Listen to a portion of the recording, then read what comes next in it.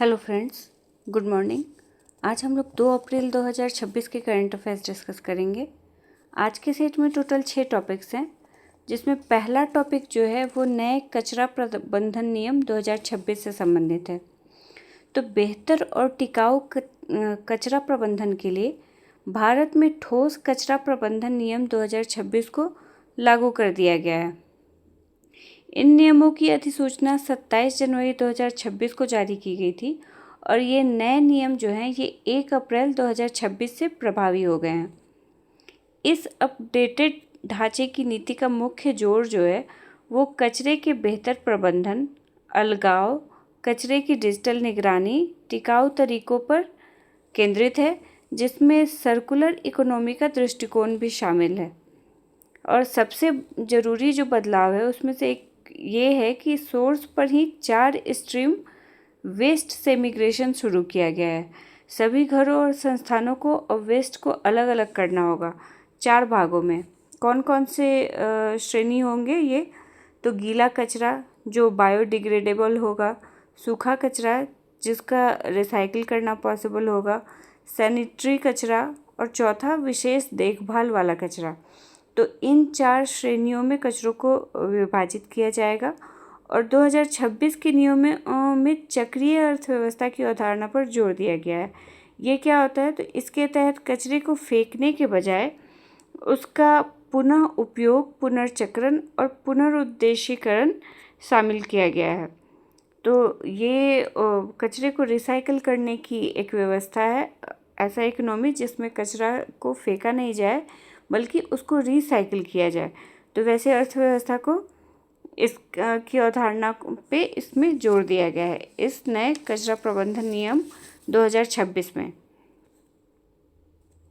Next topic जनगणना 2027 से संबंधित है। तो 1 अप्रैल 2026 से जनगणना 2027 के पहले चरण की शुरुआत हो गई है। यह देश में होने वाली अब तक की पहली पूरी तरह से डिजिटल जनगणना होगी। जनगणना पे एक दिन और हम लोग बहुत डिटेल में डिस्कशन किए थे। इससे रिलेटेड जो भी ऐप्स हैं, कैसे कैसे कितने चरणों में जनगणना होगी, ये सारा अगर आप लोग पुराने वीडियो देखते होंगे तो आप लोग को पता होगा। पुराने वीडियो में मैंने इसको काफ़ी डिटेल से डिस्कस किया हुआ है पहले भी। तो अभी 1 अप्रैल 2026 से इसके पहले चरण की शुरुआत हो गई है और इसमें मोबाइल ऐप्स और कई भाषाओं में उपलब्ध ऑनलाइन सेल्फ एन्यूमरेशन पोर्टल का भी इस्तेमाल किया जाएगा। ये इतिहास की 16वीं और आज़ादी के बाद की 8वीं जनगणना है। मतलब भारत को आज़ादी मिलने से पहले से लेके अभी तक की 16वीं और आज़ादी मिलने के बाद की 8वीं जनगणना है। जनगणना 2027 का पहला चरण जो है, जिसे हाउस लिस्टिंग और हाउसिंग जनगणना के नाम से जाना जाता है, ये 1 अप्रैल से 30 सितंबर 2026 के बीच भारत के सभी राज्यों और केंद्र शासित प्रदेशों में आयोजित किया जाएगा। और इस चरण में मुख्य ध्यान इन विषयों से संबंधित डेटा इकट्ठा करने पर होगा। कौन कौन से विषय हैं?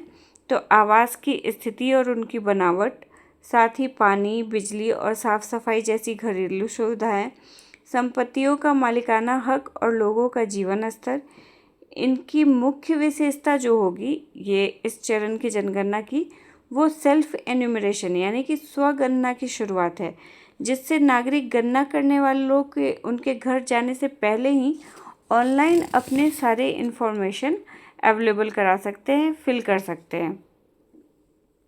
और ये टाइमलाइन एक व्यवस्थित दृष्टिकोण का भी पालन करता है, जिसके तहत 15 दिनों तक स्वगणना यानी कि सेल्फ एन्यूमरेशन किया जाएगा और इसके बाद 30 दिनों तक घर घर जाकर गणना किया जाएगा।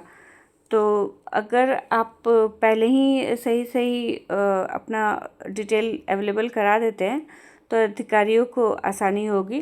तो इसमें सेल्फ एन्यूमरेशन की भी सुविधा दी गई है।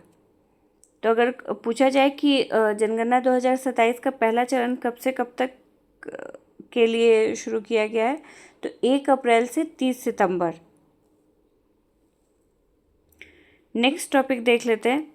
तो नेक्स्ट टॉपिक नासा के आर्टेमिस मिशन से संबंधित है। तो नासा का आर्टेमिस 2 मिशन 1 अप्रैल 2026 को फ्लोरिडा के केनेडी स्पेस सेंटर से एक जोरदार लॉन्च के साथ शुरू होने वाला है। शुरू हो गया है और आर्टेमिस 2 आर्टेमिस कार्यक्रम के तहत पहला मानव युक्त मिशन है और ये आर्टेमिस 1 की सफल मानव रहित उड़ान के बाद ही आया है। तो अब भी ये जो नासा का मिशन है ये 50 सालों में पहली बार अंतरिक्ष ये चंद्रमा की परिक्रमा करने वाला मानवयुक्त मिशन होगा। इससे पहले अपोलो के बाद से ये 50 साल तक कोई ऐसा मिशन नहीं आया था। उसके बाद ये अभी आर्टेमिस 2 आया है।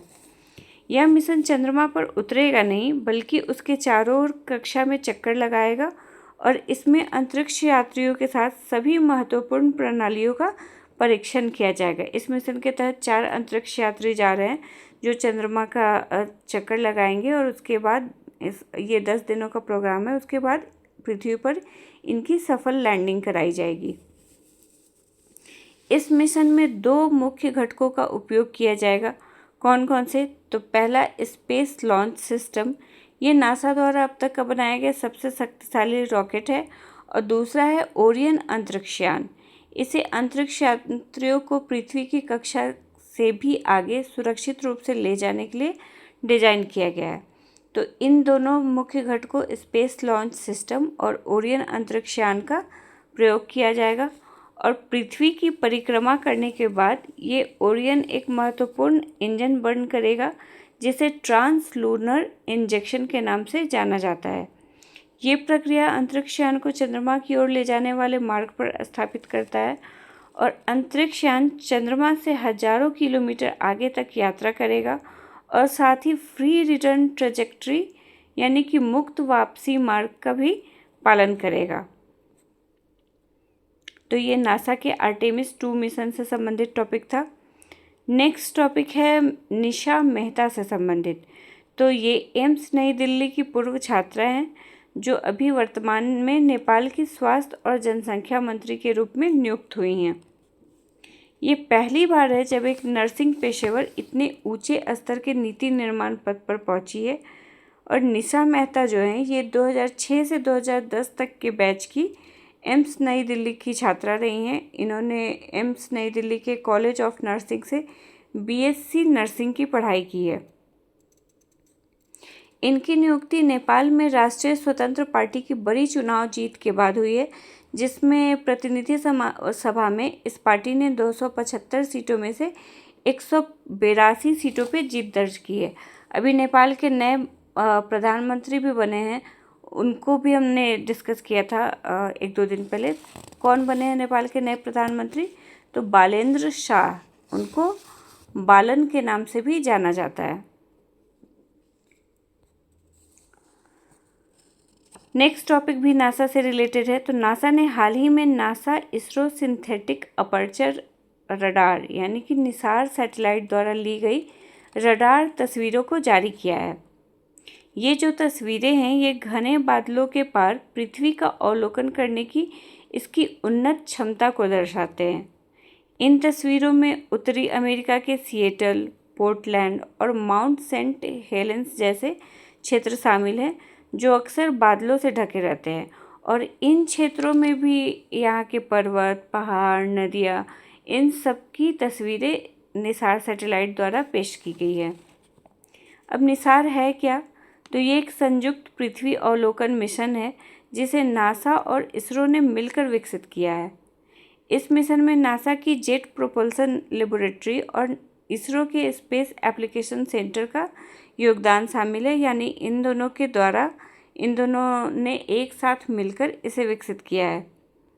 यह पहला सैटेलाइट है जो dual frequency synthetic aperture, dual frequency मतलब एल बैंड और एस बैंड दोनों का ये यूज करता है और इन तकनीकों का प्रयोग करता है जिससे ये दिन रात और किसी भी मौसम में उच्च गुणवत्ता वाले डेटा एकत्र कर सकता है।